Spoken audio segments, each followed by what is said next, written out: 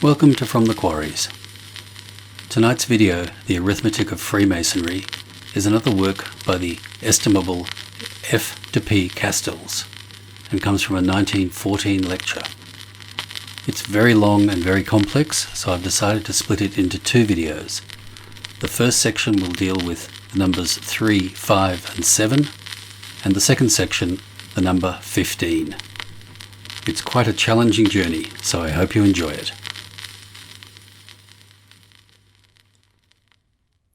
Good evening and welcome to tonight's presentation, From the Quarries, an archive of Masonic lore.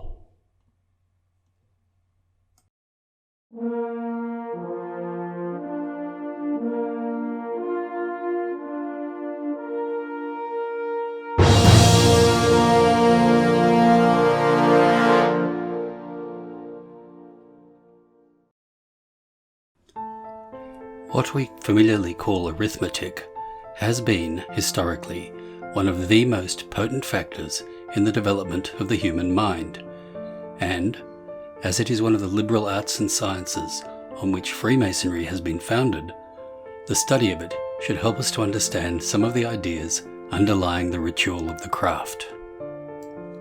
The architect, the geometrician, and every Mason, whether operative or free and speculative, are absolutely dependent on the science of numbers.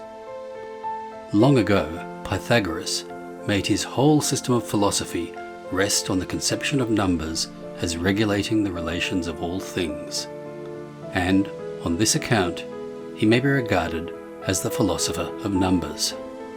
Philolaus, the earliest exponent of his teaching, put it in a nutshell thus: number is the principal order, the principle on which the cosmos or ordered world exists. When, 500 years ago, King Henry VI made inquiry concerning Freemasonry, he was told this: "It is the knowledge of nature and the power of its various operations, particularly the skill of reckoning, of weights and measures, or constructing dwellings and buildings of all kinds, and the truer meaning of forming all things for the use of man." And when he asked, "What do Masons conceal and hide?"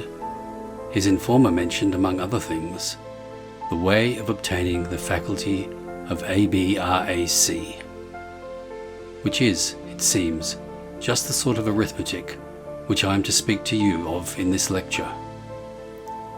Having regard to these facts, we are justified, I think, in expecting that any numbers, quantities, and measurements mentioned in the ritual must have a hidden significance. And, indeed, I am of the opinion that in the ritual there is nothing arbitrary, superfluous, or meaningless.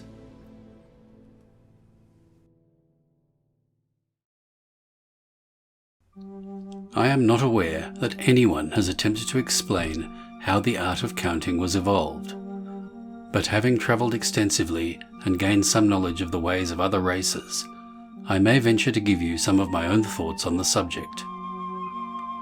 At the dawn of civilization, there seem to have been tribes counting by threes and tribes counting by fives.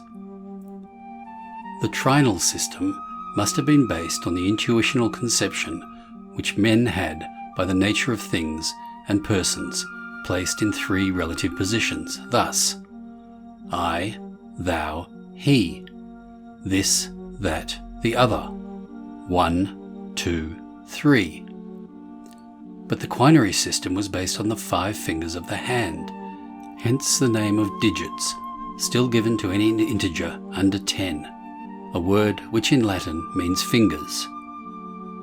It was through this method of counting among primitive men that, when in course of time someone was able to devise a system of expressing numbers as figures, each of the 9 digits came to be expressed by a separate character, as is the case in our arithmetic at the present day: 1, 2, 3, 4, 5, 6, 7, 8, and 9. The Greek imagination pictured 9 goddesses, the Muses, who were said to be the daughters of Zeus and Mnemosyne, that is, God and the memory. each of them presiding over one of their 9 liberal arts. And in the ancient Scottish rite, we find a 9th degree in which the brethren are styled elected Knights of 9. Here, incidentally, I may call your attention to a curious property of the mysterious 9, which is that, whenever we add together the figures by which we express any of its multiples, we always get either another 9 or some lesser product resolvable to the same number. For example, 2 times 9 equals 18. Add 1 and 8 and you get 9. 4 times 9 equals 36. Add 3 and 6 equals 9. 11 times 9 equals 99. 12 times 9 equals 108, and so on. The tribes that counted by 3s and those that counted by 5s developed their genius independently of each other, but we should not imagine that there ever was any race of men completely detached from the rest of the world, or that owed nothing to the other races. It must have been through the intercourse of tribe and tribe that the highly useful decimal marker came to be adopted, and then, at length, somewhere, somehow, the use of this marker would suggest the cipher of our arithmetical notation, the invention of which was needed for a great achievement, for, although the cipher when it stands by itself is but an empty symbol, when conjoined with any of the 9 digits, may mean 10, hundreds, thousands, or millions. The wonderful cipher, or 0, however it may have originated, has led men to a great advance in the art of calculation.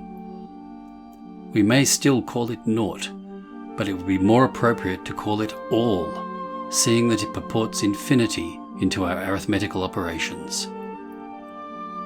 Our way of expressing the idea of 10 is 10, that is, a unit plus the decimal marker, and this unit signifies that on reaching 10 we have begun a new series. To the decimal marker we have given the form of a circle, and this is quite fitting too, for the circle is the emblem of eternity and infinity. What I have said thus far explains the rise of 2 of our symbolic numbers, 3 and 5. But now, what about the number 7? This is a distinctly Masonic numeral, the mystic significance of which goes far deeper than that of the other 2. It is a combination of 4 and 3, the square and the triangle, as we may see in the ceremony of raising by the steps which the candidate takes when advancing to the east. The first 4 describing a square in the centre of the lodge, and the next 3 bringing you up to the pedestal on which is the volume of the sacred law. Beneath the ground so squared there is a yawning grave, but the candidate is a living being, and his steps are emblematic at once of human life and of the 4 quarters of the globe. And as the last 3 steps indicate a triangle, which is symbolical of the great architect of the universe, the 2 numbers 4 and 3, when conjoined or combined, suggest the thought of God, brought into relations with his creatures and dominating human life. I might enlarge on this, but it would lead me beyond the limits of our subject.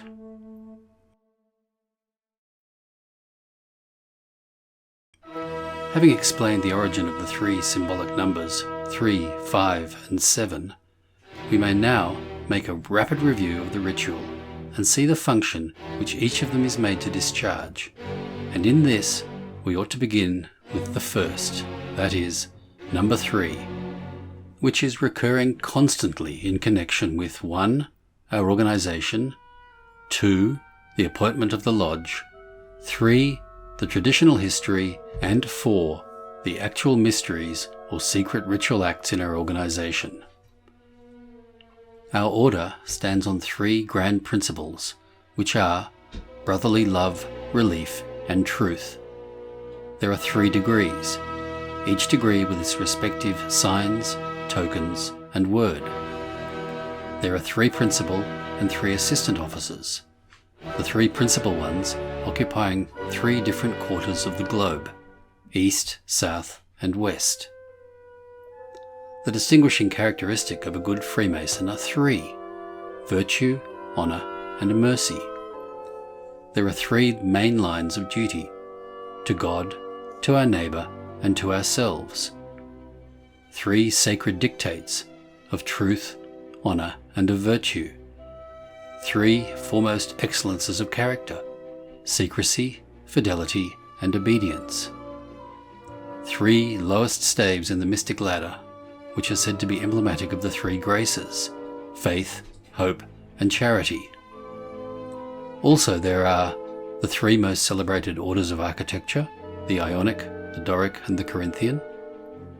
In the appointment of the lodge, there are 3 sets of tools for each degree, that is, a different set of 3 tools for each one of the 3 classes of workmen.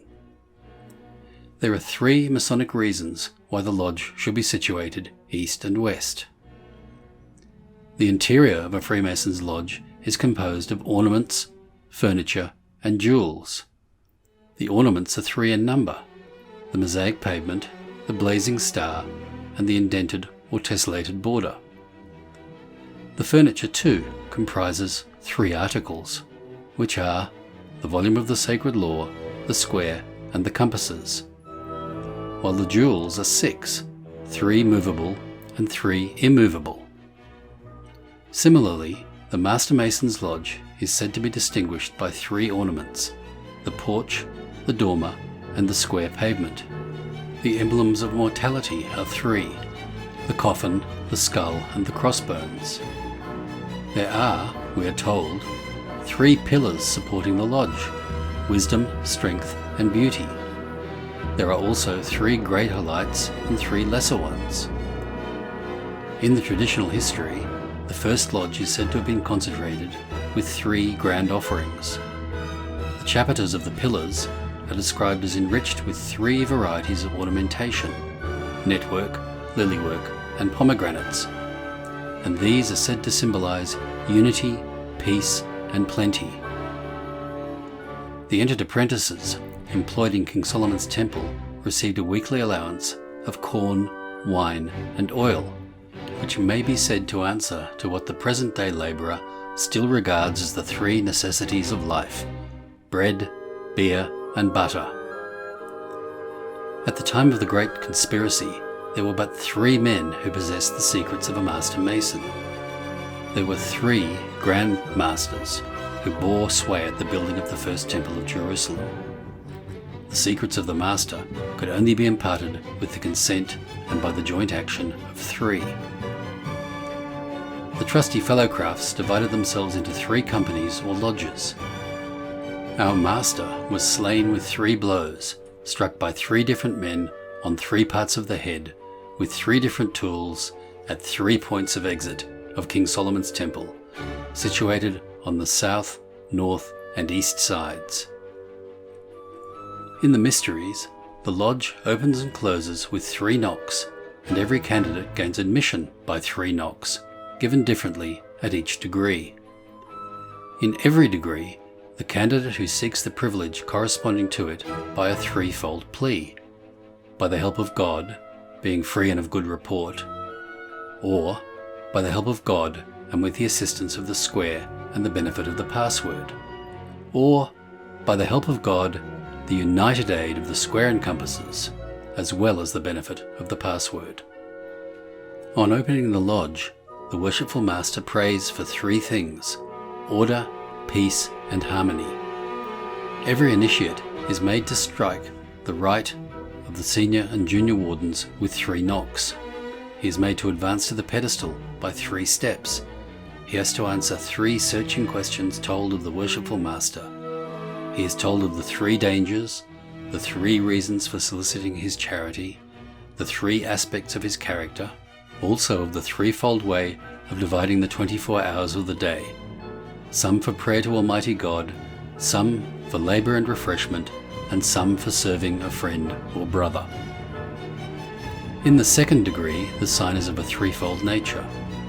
In order to raise the candidate to the sublime degree of a Master Mason, 3 methods are tried: only the third can succeed. In closing the Fellowcraft Lodge, the dismissal formula recited by the junior warden alone is also of a threefold nature.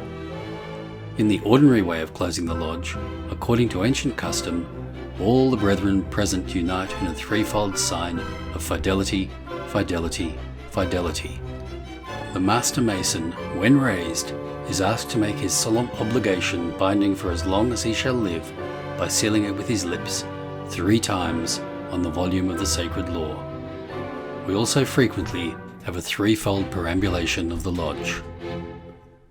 This long list does not exhaust all the references to the symbolic 3 occurring in the ritual, but it should suffice to show the important part that number plays in it.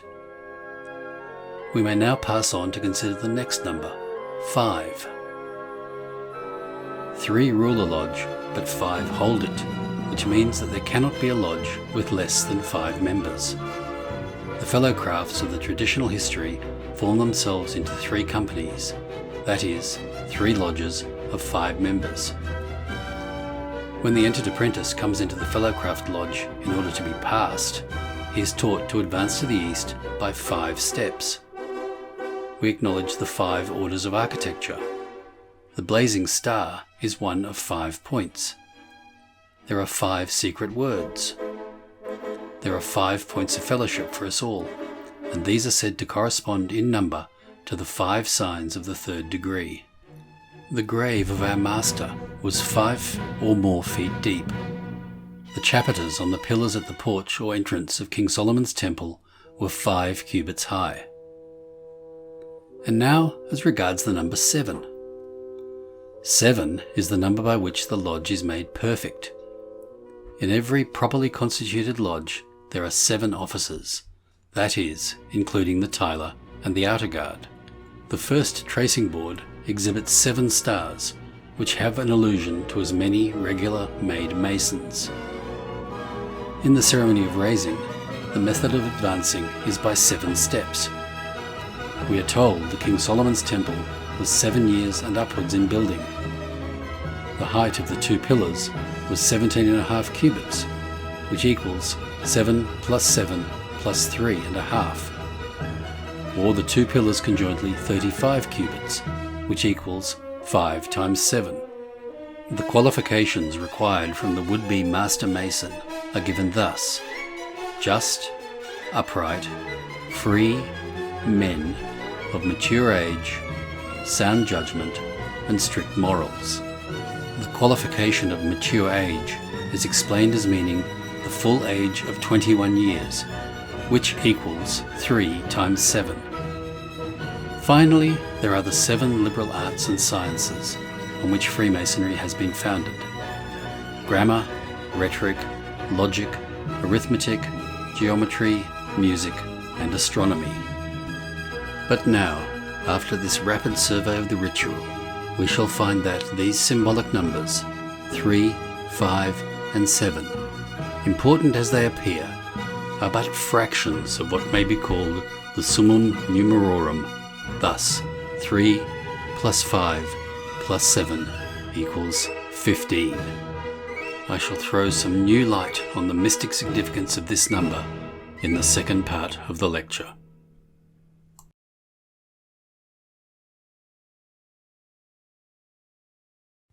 For more Masonic podcasts, videos, music, texts, and artwork, visit fromthequarries.com or subscribe to our YouTube, Twitter, and Facebook accounts by searching From the Quarries.